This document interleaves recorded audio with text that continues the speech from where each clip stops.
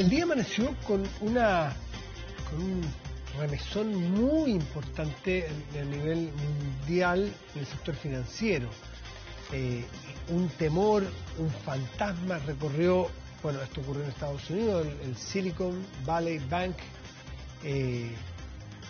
generó, y la crisis que está viviendo, que de alguna manera produjo una suerte de corralito, ¿no es cierto?, secuestrando, dicen algunos, los depósitos que hay allí. Hay muchas personas que tienen su plata allí que no la pueden retirar. Y el miedo a que esto se contagie al resto de la industria hizo que el sector bancario y financiero hoy día tuviera un inicio de jornada bursátil o de transacciones muy dramática. Pero hay que ver de qué se trata y hay que ver el riesgo sistémico que pueda o no tener. La autoridad norteamericana salió, y el propio presidente Biden tuvo que salir a hablar y a dar tranquilidad en que había que tener regulaciones, dio certezas o dio seguridades de que esto no era sistémico. Vamos a conversar con Cristian Echeverría, que es docente del Centro de Investigación de Empresas y Sociedad de la Universidad del Desarrollo. Cristian, buenas noches y gracias como siempre por estar con nosotros. ¿Cómo está, Matías? Buenas noches, un gusto estar aquí. Igualmente, pues, bueno, el problema del banco, el Silicon Valley Bank, es un problema puntual a tu juicio, y si nos puedes explicar de qué se trata, ¿no es cierto?, con esto de la alza de tasa y la caída de los bonos, que es gran parte de lo que ellos tienen. Primero, ¿qué pasó allí? Y si te parece que es puntual o tiene riesgos de generalizarse. Mira, en primer lugar, lo que ocurrió aquí es que sorprendentemente un banco que ha tenido una buena estrategia de colocación de su cartera de crédito, es decir, sus índices de adecuación y de riesgo de cartera eran de acuerdo a la industria, incluso de acuerdo a ciertos parámetros, uno podría decir, incluso con riesgo relativamente bajo, pese a que está invirtiendo en créditos en empresas, startups y empresas del sector tecnológico en Silicon Valley. Sin embargo, había tenido una buena trayectoria en términos del desempeño de su cartera, o sea, hacían bien su trabajo de colocación. Y los problemas de este banco, a diferencia, por ejemplo, de la crisis subprime, que parte del problema importante fue por las colocaciones, ¿cierto?, y también por el lado de los activos. En este caso, el banco tuvo problemas severos en dos fuentes, una quizás anticipable y otra que era no anticipable. La fuente anticipable era que este proceso de alza de tasa de interés y expectativas de continuación de alza de tasa de interés de la Reserva Federal, que ha hecho que suban todas las tasas de mercado, ¿cierto? Claro. Afecta inversamente el precio, el valor de mercado, el valor al cual podrían ser revendidos parte de las inversiones por el lado de los activos de este banco. Es decir, este banco tenía importantes tenencias de activos en bonos del Tesoro norteamericano, que ante la expectativa y el alza de tasas efectivas han visto que han caído su valor, y efectivamente en las madureces más largas, bonos de 20 años, por ejemplo, las pérdidas de valor han sido del orden del 40 y hasta 50%, dependiendo del plazo y la madurez.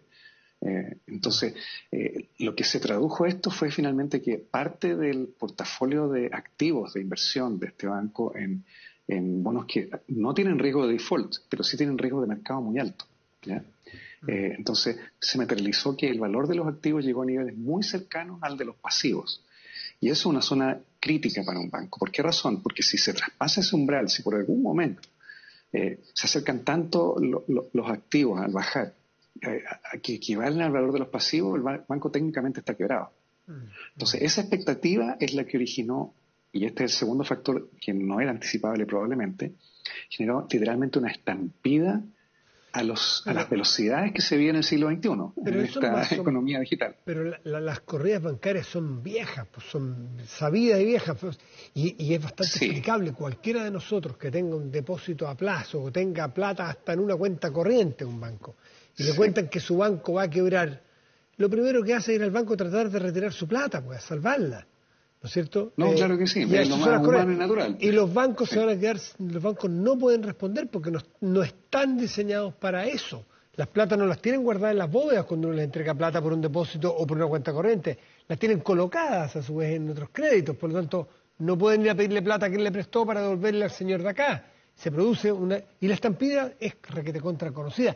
¿No habrán fallado las regulaciones anteriores? Bueno, a diferencia de otros momentos en el pasado, por ejemplo, hubo estampidas en la crisis subprime y de hecho hubo feriados bancarios en algunos bancos en Estados Unidos, claro, esto fue en 2008. En Londres mismo. Claro, en Londres mismo hubo un feriado bancario, fue una medida extrema en que básicamente se suspendieron los giros de los depósitos en cuentas corrientes para evitar precisamente que el banco se fuera de espaldas, digamos, quebrara. Claro. Pero en este caso llama la atención la velocidad, porque todo esto fue hecho por Internet y además que la base de depositantes en este banco, quienes tenían cuentas, ¿cierto?, para que este banco invirtiera o administrara cuentas corrientes, en fin, más inversiones, eran todos depositantes de altos montos, es decir, de montos promedio de $250,000 o más para arriba. Entonces, unos pocos movimientos de un grupo no muy grande de depositantes que retiró sus fondos generó una pérdida masiva de recursos del banco que obligó finalmente a entrar en cesación de cumplimiento de sus obligaciones. Es decir, no pudo honrar los giros que estaban haciendo los depositantes a esos montos y a esa velocidad. Entonces, es cierto, las crisis bancarias existen, las corridas bancarias no son nada nuevo en la historia de los bancos, claro, pero a esta velocidad y hechos de esta manera... Ya, pero la velocidad de estos nuevos tiempos corre para toda la industria bancaria en el mundo. Sí, sí. El comportamiento de las tasas versus los bonos también corre para todos los bancos del mundo. La pregunta entonces, ¿por qué le pasó lo que le pasó al Silicon Valley Bank? ¿Qué tenía distinto al resto de los bancos en Estados Unidos o en otras partes del mundo? Lo que tenía distinto es una cosa en particular, yo creo. Lo más distintivo es que la base de depositantes era demasiado homogénea en este caso, a diferencia de los bancos comerciales típicos tradicionales en que, claro, los depósitos de los cuentacorrentistas son 30, 40% del financiamiento del banco. También hay depósitos de empresas, que son otro porcentaje importante, entre 20 y 30%. Y después la diferencia del financiamiento se obtiene vía endeudamiento con otros bancos o con emisión de bonos. En este caso, un porcentaje altísimo del financiamiento provenía de depositantes con un perfil muy particular, es decir, que sabían que el banco invertía intensivamente en el sector tecnológico y de startups y tenían comportamientos semejantes, la base completa de depositantes de este banco. Entonces, el efecto del comportamiento manada de la corrida bancaria fue masivo, fue un porcentaje casi completo de su base de financiamiento. Ya, o sea, en el diseño de la base de aportantes o de clientes, ahí hay un problema. Había una vulnerabilidad. Sí, sí. Y esa homogeneidad que ocurre en esa característica particular de ese banco puede ocurrir con otro tipo de homogeneidad en otro banco. Gente que se dedica al mundo, no sé, agrícola, en un banco X en Estados Unidos, así como fue el tecnológico aquí. ¿O tiene que ver más con los montos que con la industria? No, tiene que ver con las dos cosas, los montos de la industria, y es cierto tu comentario. Sabemos que hay bancos, tanto en Estados Unidos como en otras partes del mundo, como que especializados tienen bases sí, efectivamente, que tienen clientelas dedicadas, por decirlo así, que son que tienen características relativamente homogéneas y que eventualmente pueden comportarse colectivamente por ciertas cosas que activen sus temores. Yendo a ese punto, la banca en Chile ¿tiene un diseño que se proteja de la vulnerabilidad de lo homogéneo o no? ¿Cómo ves la banca chilena a un riesgo similar? Yo lo veo muy distante ese riesgo, porque en general los bancos en Chile tienen varias fuentes de financiamiento, se fondean, como se dice en términos la jerga. Pero explícalo igual. Se obtienen financiamiento. Claro, el fondeo se refiere a cómo levantan su capital para efectuar sus créditos, ¿ya? Y para efectuar las operaciones de crédito y endeudamiento de los clientes. ¿Cómo obtienen recursos para prestarlo? Exactamente. Y la obtención de recursos de la banca chilena en promedio es más o menos en torno al 40% de los cuentacorrentistas y depositantes, personas naturales, ¿cierto? Y 20 a 30% por parte de recursos de empresas, excedentes de empresas que depositan en la banca, ¿ya? Porque es una economía muy bancarizada la nuestra. Exactamente. Y la diferencia, que depende de los bancos, pero más o menos en torno al 20%, más o menos es como un promedio en tiempo de normalidad, viene de endeudamiento con otros bancos o con bancos internacionales o con emisión de bonos. Entonces, es una estructura de financiamiento, si se quiere, más heterogénea y por lo mismo atenúa los riesgos de una u otra fuente de financiamiento. Es decir, si las tasas de interés suben mucho y se encarece el endeudamiento vía bonos o endeudamiento con otros bancos, es solo una parte de todas las fuentes de financiamiento se ve encarecida y las otras dos No necesariamente. De hecho, el financiamiento vía cuenta correntista es de costo cero. No, incluso pueden atraer más cuentas correntistas. Hay algunos bancos que están ofreciendo en el mercado chileno pagar una tasa de interés por depositar en cuenta corriente, que es una forma de atraer por esa vía recursos, ¿no? Exactamente, sí. Lo que uno ve en la publicidad. Ofrecen. Sí. Sí. En estos tiempos de inflación, un poquito Claro. siquiera algo sirve. Exactamente. Es un señuelo, es un incentivo. Bueno, Cristian, ¿tú no ves riesgo de transmisión de este mal en Estados Unidos y en la industria bancaria mundial? No estamos frente, porque tú lo has dicho, es bien distinto a lo que pasó en el subprime en el 2008, tiene orígenes distintos. ¿Tú no ves un riesgo sistémico aquí en el mundo? A ver, veo un aumento del riesgo sistémico, no veo un riesgo de colapso y de crisis todavía, pero lo que sí es claro, y por eso fue tan importante la intervención tanto del presidente de Estados Unidos como de la Reserva Federal, en calmar los mercados, básicamente. Creo que sí hay un aumento del riesgo sistémico, ya ha habido. No sé, no tengo una idea de cuán relevante puede ser, pero sí sé que para todos los bancos que tienen exposición al mercado de renta fija en inversiones por el lado de sus activos, es decir, bonos, este periodo de alza de tasa de interés, tanto las efectivas de política monetaria como las tasas de mercado, sin duda les está afectando el valor de sus activos a la baja. Y eso hace que se estén acercando activos y pasivos, no en el caso extremo como este banco que veo, ¿cierto? Pero sin duda está presionando las holguras de capital corregido por riesgo que tienen los bancos en todo Estados Unidos. Chile tuvo una tremenda... En el mundo, me atrevería a decir. Me acordé porque el presidente Biden habló hoy de las regulaciones.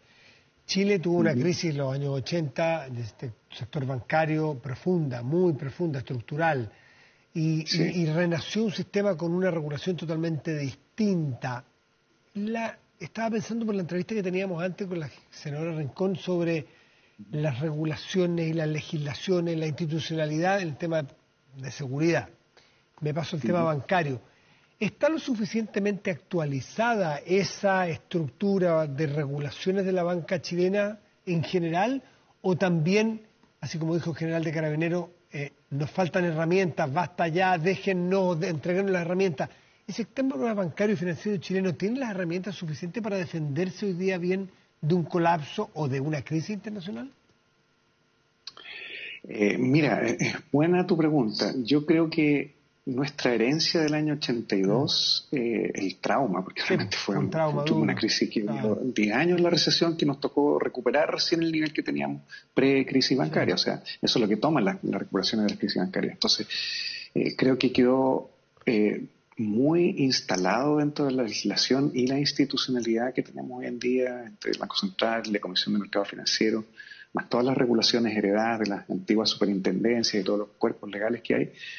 Que me parece que, de hecho, esto es una de las críticas que se hace la banca chilena en general, que es muy conservadora en sus toma de riesgo, en sus estándares de crédito, y que la regulación también es conservadora, es decir, hemos sido lentos en adoptar innovación financiera que ha ocurrido en el mundo hace décadas atrás, y aquí ha ido ocurriendo de forma muy gradual, muy pausada. Porque tuvimos una crisis.